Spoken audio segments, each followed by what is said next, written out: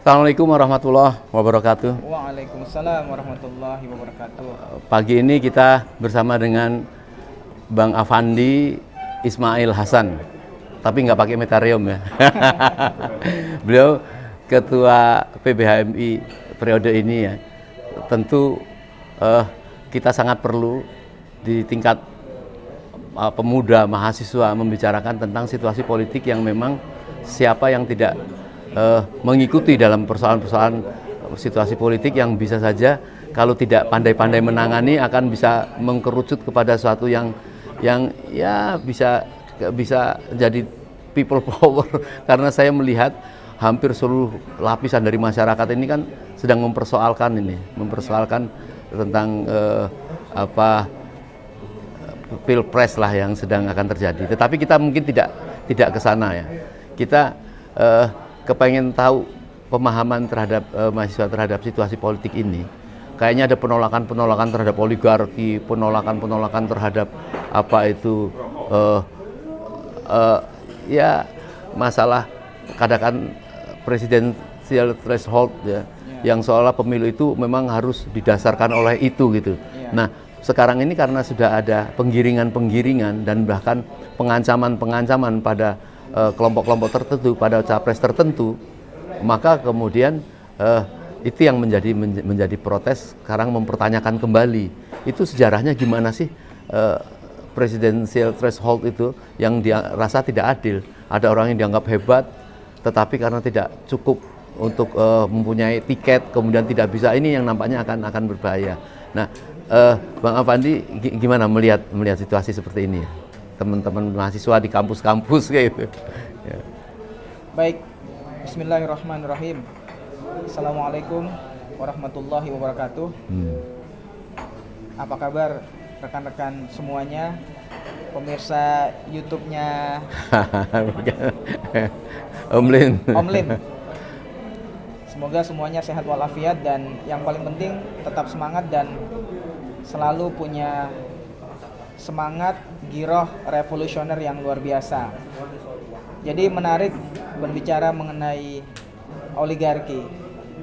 Terminologi atau istilah oligarki ini sudah sangat familiar ya. Belakangan ini sudah sangat familiar. Bahkan yang sering menyampaikan, mengeluarkan kalimat-kalimat yang berhubungan tentang atau berhubungan dengan oligarki itu sampai ke level mahasiswa. Jadi bukan hanya di kalangan pasca mahasiswa saja, tapi juga di level mahasiswa, pelajar, istilah oligarki ini sudah sangat familiar. Nah, ini adalah hal yang bagus menurut saya. Itu menandakan bahwa diskusi atau perbincangan mengenai oligarki sudah sampai di tataran dunia kemahasiswaan. Nah, memang harus diakui bahwa secara objektif Indonesia, negara yang tentunya sangat kita cintai ini, hari ini berada di dalam cengkraman determinasi atau hegemoni oligarki. Jadi kalau zamannya Presiden Soeharto, Orde Baru, 32 tahun kurang lebih berkuasa. Di sana dicap pemerintahan yang otoriter, pemerintahan yang tidak demokratis. Kemudian terjadi korupsi, kolusi, nepotisme, penegakan hukum yang timpang dan berbagai macam persoalan yang lain. Tapi justru 24 tahun kurang lebih pasca reformasi, kita tidak melihat atau kita masih belum menemukan, belum melihat dan merasakan demokrasi sebagai antitesa terhadap Orde Baru sudah berjalan sebagaimana mestinya. Bahkan demokrasinya semakin mengarah ke arah yang memprihatinkan. Demokrasi yang semakin ugal-ugalan. Demokrasi yang semakin sangat transaksional. Bahkan kalau kata Bang Rizal Ramli, demokrasi yang kriminal. Demokrasi yang sangat liberal. Liberal tentunya dalam konteks atau dalam kaitan menguntungkan kaum kapitalis menguntungkan kaum neolib, dan seperti yang kita sebut di awal tadi dengan istilah yang sangat familiar itu yaitu oligarki. Praktek demokrasi di Indonesia saat ini tidak lepas dari hegemoni atau kendali dari kaum oligarki. Jadi kasihan sekali ya bangsa Indonesia ini, dari orde lama kemudian semangat sudah menghasilkan orde baru, dikira mau baik, kemudian dari orde baru kemudian ada reformasi, dan kemudian dengan demokrasi, ternyata demokrasi pun masih dicurang-curangi seperti itu. Jadi seolah tidak pernah akan selesai nih bangsa Indonesia. Jadi gitu kurang lebih ya. Betul. Justru berjalan 24 tahun reformasi. 24 tahun ya udah ya. Kurang lebih 24 tahun. Iya. Semakin kita merasakan kendali daripada oligarki itu semakin kuat. Benar bahwa ketika zaman Orde Baru kan hanya ada 2 partai ya. Partai P3, PDI sama Golkar dan Golongan Karya, kan gitu. Yeah. Tetapi benar-benar kendali waktu itu oleh Soeharto dan Golkar. Nah, reformasi terjadi, kemudian melahirkan berbagai macam atau banyak partai politik yang diharapkan bisa menjadi saluran aspirasi kepentingan rakyat. Rakyat yang mana? Jadi tentunya yang dimaksudkan rakyat di sini adalah rakyat yang jumlahnya mayoritas, di mana mereka masih hidup di bawah garis kemiskinan, kemudian belum mendapatkan pendidikan yang layak, pekerjaan yang layak, dan berbagai macam persoalan-persoalan kehidupan yang tengah mereka hadapi. Itulah yang mestinya secara ideal diperjuangkan oleh partai politik yang ada hari ini. Tetapi justru kita melihat kehadiran partai politik jauh dari upaya memperjuangkan kepentingan rakyat. Yang kita lihat mereka hanya memperjuangkan kepentingan mereka saja. Dan oligarki tadi, kita bisa lihat lahirnya Undang-Undang Omnibus Law, kemudian perpindahan ibu kota Nusantara, dan berbagai macam regulasi yang lainnya. Termasuk kalau berbicara tentang presidensial threshold yang 20%. Coba kita lihat betapa banyak orang-orang, bahkan sampai level partai politik menggugat itu di Mahkamah Konstitusi. Termasuk kita juga, pengurus besar Himpunan Mahasiswa Islam, memperjuangkan itu di Mahkamah Konstitusi untuk dibatalkan presidensial threshold 20% itu. Tapi apa yang terjadi? Justru selalu dikalahkan. Selalu tidak diakomodir oleh Mahkamah Konstitusi. Pertanyaannya, ini ada apa? Padahal telah banyak kajian, telah banyak riset yang kemudian menghasilkan informasi bahwa presidensial threshold secara substantif adalah melanggar demokrasi. Ya, itu memang menjadi persoalan kita bersama. Mungkin yang perlu kita soroti adalah sekarang ini mahasiswa. Mahasiswa itu tentang keberadaan itu kan kita lihat sudah beberapa kali dalam beberapa bulan ini atau tahun ini melakukan protes-protes, tetapi nampaknya kasihan juga mahasiswa sudah menemukan kecapeannya juga yaitu terhadap tuntutan-tuntutan yang tidak dipenuhi, masalah Omnibus Law dan lain sebagainya itu sikap untuk melakukan ingin terjadinya segera perubahan, perlawanan seperti itu, ada yang sedang ditata nggak oleh mahasiswa itu, atau ya sudahlah, udah seperti ini udah nggak bisa, mampu lagi kita melawan oligarki, melawan rezim yang begitu sangat angkuh gitu.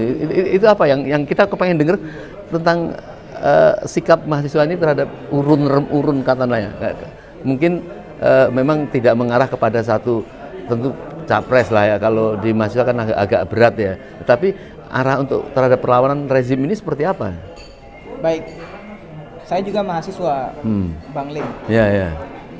Nah, sebagai mahasiswa dan juga tentunya sebagai kader HMI, secara struktur sebagai Ketua Umum Pengurus Besar Himpunan Mahasiswa Islam, sampai detik ini saya masih berkeyakinan bahwa konsolidasi, kemudian diskusi-diskusi konstruktif, khususnya yang memperbincangkan tentang situasi bangsa ini,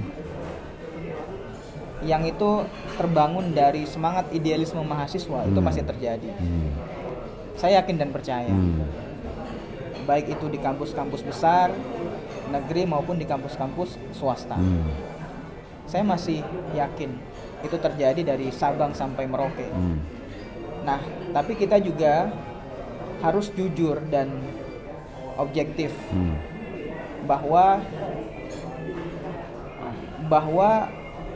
kalau berbicara tentang apakah ada mahasiswa yang apatis tentang situasi bangsa kita hari ini di berbagai dimensinya, bahkan apakah ada mahasiswa yang pragmatis dan oportunis, juga ada. Jadi yang pro dan kontra, kemudian yang baik dan yang buruk itu ya menjadi sunnatullah, pasti akan selalu ada.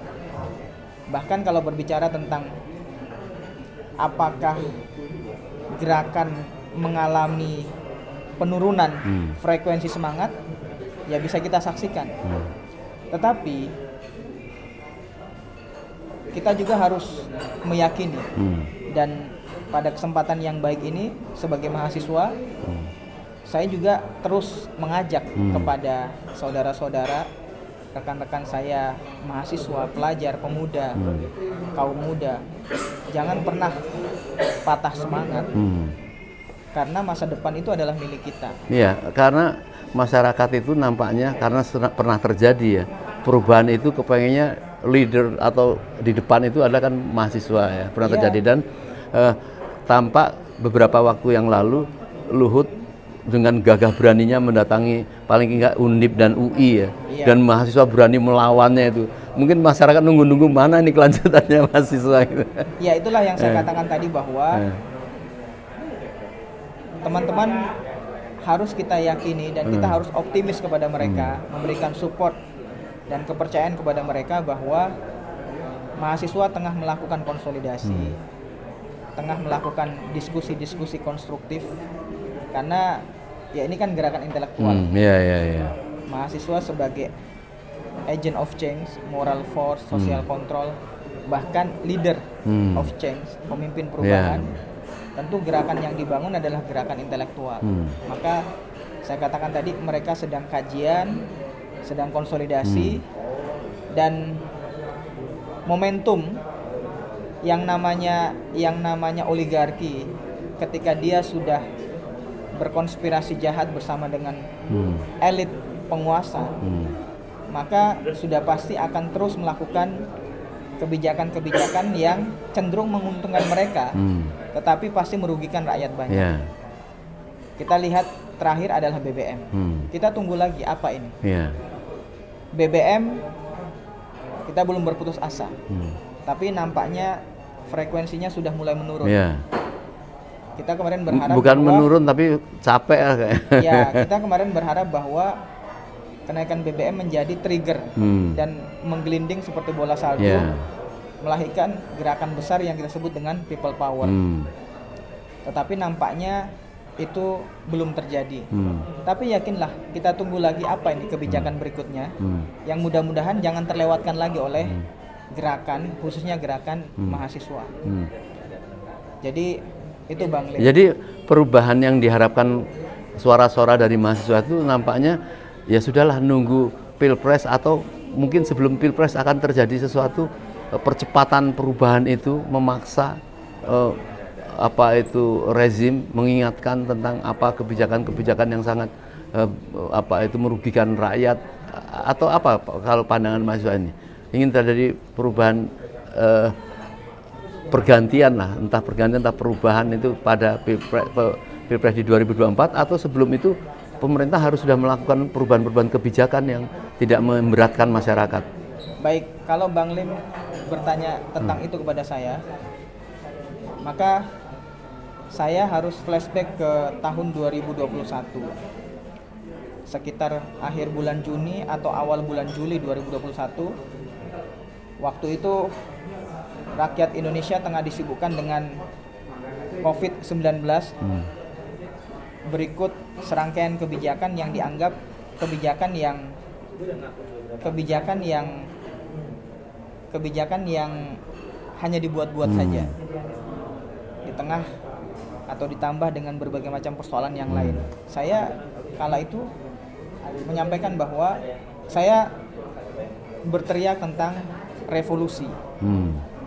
Revolusi, kemudian Jokowi harus diturunkan atau harus mundur, kemudian membentuk pemerintahan sementara. Saya sudah menyampaikan itu. Dan dasarnya impeachment secara konstitusi ya? Iya. Atau gitu? Iya. Dan alhamdulillah nampaknya itu seperti gayung bersambut. Iya. Kalau kita melihat gerakan-gerakan mahasiswa belakangan ini, termasuk gerakan rakyat, meneriakkan tentang revolusi, kemudian meneriakkan agar Jokowi turun, Jokowi mundur, itu terus bergulir. Karena bisa kita pahami bahwa sebenarnya rakyat sudah jenuh dengan Jokowi. Ya itu tadi, karena dia tidak bisa berbuat banyak. Adapun kebijakan-kebijakannya cenderung merugikan rakyat, dan kemudian menguntungkan oligarki. Ya, baik Pak Awandi, mungkin ini bincang pendek saja, tetapi perlu diketahui rakyat itu, masyarakat ini sangat butuh nampaknya apa yang akan dilakukan oleh mahasiswa. Padahal sebenarnya kan bukan mahasiswa, namanya mahasiswa kan sedang belajar, tetapi mereka yang dianggap orang paling murni lah ya, paling bersih, kemudian untuk bersama-sama melakukan perubahan-perubahan yang ada di dalam negeri. Saya kira mungkin itu yang sangat perlu disampaikan oleh Bang Fandi kepada konstituen mahasiswa, bahwa ya ini tidak akan terjadi perubahan bila tidak bersama-sama mahasiswa meneriakkan ini ya. Ya, saya kira mungkin saya ingin tambahkan, Bang Lim. Jadi mahasiswa, pelajar harus bersatu. Tidak boleh terpecah-pecah.